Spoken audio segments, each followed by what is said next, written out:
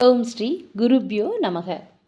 Survey பவந்து சுகினக, survey சந்து Niramaya, survey பத்ராணி பஷ்யந்து, மா கஷ்டித் துக்க பாத் பவேத். அனைவரும் இன்பம் பெற்று வாழ்க, அனைவரும் நோயற்று வாழ்க, அனைவருக்கும் மங்களமே உண்டாகட்டும், ஒருவரும் சிறிது கூட துன்பப்படக்கூடாது. எல்லோருக்கும் வணக்கம்.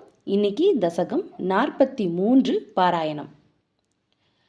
இதுவரைக்கும் ஸ்ரீ கண்ண பரமாத்மா பூதனை அப்படிங்கிற அரக்கியையும் சக்கட்டாசுரன் அப்படின்னு மாட்டு வண்டியில் இருந்த அசுரனையும் அழித்துட்டாரு. இப்போது பட்டதிரிகள் 43வது நாள் தன்னோட தசகத்தை ஆரம்பிக்கிறாரு. கண்ண பரமாத்மா குருவாயூரப்பா இப்போவாது என்ன நோய்கள்லேருந்து நீக்குன்னு சொல்லி இன்னைக்கு நீக்கிடுவாருன்ற நம்பிக்கையில் தான் இந்த தசகத்தை ஆரம்பிக்கிறாரு. குருவாயூரப்பா ஒரு சமயம் உங்களோட தாய் யசோதை உங்களை மடியில் வச்சிட்ருக்கும்போது கணமே தாங்க முடியலையாம். ஏன்னா ஏற்கனவே பூதனை மூலமாகவும் சக்கடன் மூலமாகவும் நிறைய துன்பங்கள் வந்தது. அதனால குழந்தைய மடியிலேருந்து இறக்கவே கூடாதுன்னு முடிவு பண்ணி யசோதை தாய் குருவாயூரப்பா உங்களை தன்னோட மடியிலே வச்சுருந்தாங்க. ஆனால் திடீர்னு இப்போது உங்களோட கணம் தாங்க முடியாமல் அவங்க துன்பப்படுறாங்க. இப்போது அதனால் உங்களை படுக்கையில் கிடத்திட்டு இன்றைக்கே குழந்தை இவ்வளோ கனமாக இருக்குது அப்படின்னு நினச்சிக்கிட்டே அவங்க கவலையோட வீட்டு வேலையில் பார்த்துட்டு வராங்க. ஆனால் குருவாயூரப்பா நீங்கள் உங்களோட திட்டத்தை ஆரம்பிச்சிட்டீங்க. உங்கள் வாசலுக்கு ஒரு அரக்கன் வர்றதுக்கு முன்னாடியே உங்களை நீங்கள் தயார்படுத்திக்கிட்டீங்க. அப்போது திருநாவர்த்தன், அதாவது புல் புழுதி புயல், இது எல்லாம் சுழற்றிக்கிட்டு வர்ற ஒரு வடிவமாக ஒரு அரக்கன் அச்சமூட்டுற விதத்தில் பேரொளியோட அந்த இடத்துக்கு வந்தான்.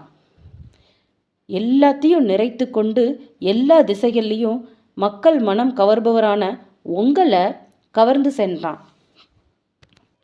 அந்த புழுதி படலம் எல்லாம் இருள் சூழவே இடையர்கள் எதையுமே பார்க்க முடியல.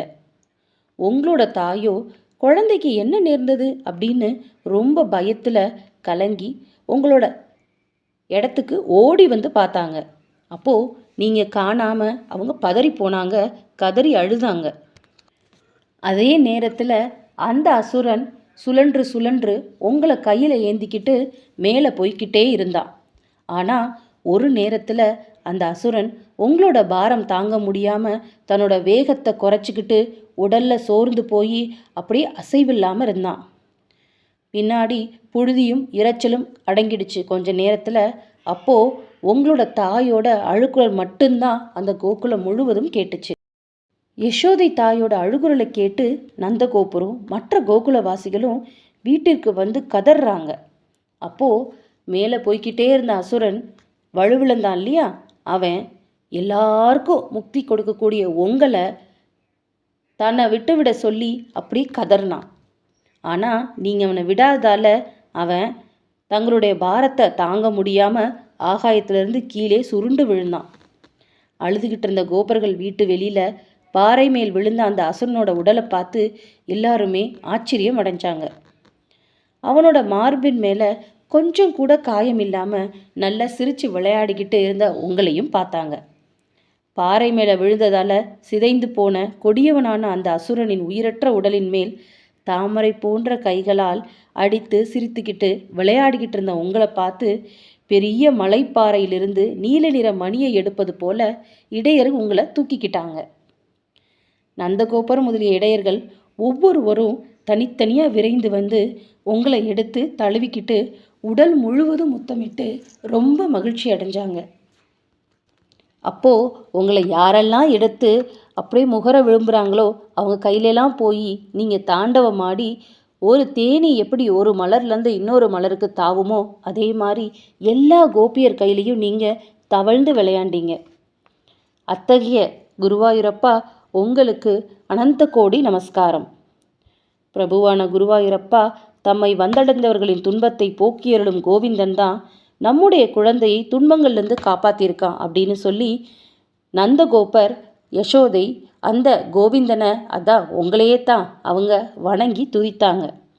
இப்போது நம்ம என்ன செய்ய முடியும், அந்த கோவிந்தனை தான் சரணடைய முடியும் அப்படின்னு சொல்லி அந்த நாராயணான பெருமாளை குருவாயூரப்பா உங்களை தான் மறுபடியும் சரணமடைஞ்சாங்க.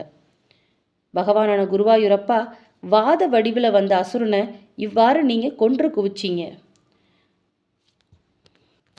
காற்று வடிவில் தான் வாத வடிவம்னு சொல்லுவாங்க. அப்படிப்பட்ட காற்றை அழித்த நீங்கள், அந்த அசுரனையே அழித்த நீங்கள், ஏன் உடம்புல இருக்க வாதத்தையும் எடுத்து என்னோட நோயும் கொஞ்சம் அழிக்காமல் இன்னும் இருக்கீங்களே, நான் என்ன தான் செய்கிறது அப்படின்னு சொல்லி இந்த தசகத்தை முடிக்கிறாரு பட்டத்திரிகள். அவர் மனம் கலங்கி போய் தான் இருக்காரு. குருவாயூரப்பா, நீங்கள் எவ்வளவோ திருவிளையாடல் புரிகிறீங்க. இப்போது 43வது நாளும் முடிஞ்சிருச்சு, இன்றைக்கும் என்னோட நோய் போகாமல் இருக்கே அப்படின்னு சொல்லி வருந்தி தான் இந்த தசகத்தை முடிக்கிறாரு. இப்போது இந்த தசகம் இத்தோட முடியுது.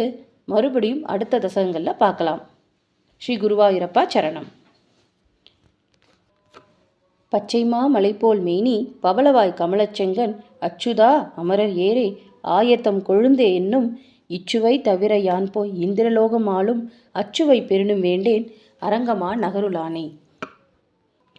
வசுதே வசுதம் தேவம் கம்சச்சானூரமர்தனம் தேவகி பரமானந்தம் கிருஷ்ணம் வந்தே ஜெகத்குரும் காயேன வாச்சா மனசேந்திரியைவா புத்தியாத்மனாவா பிரகிருதி ஸ்வபாவாத் கரோமி யத் யத் சகலம் பரஸ்மை நாராயணாயேதி சமர்ப்ப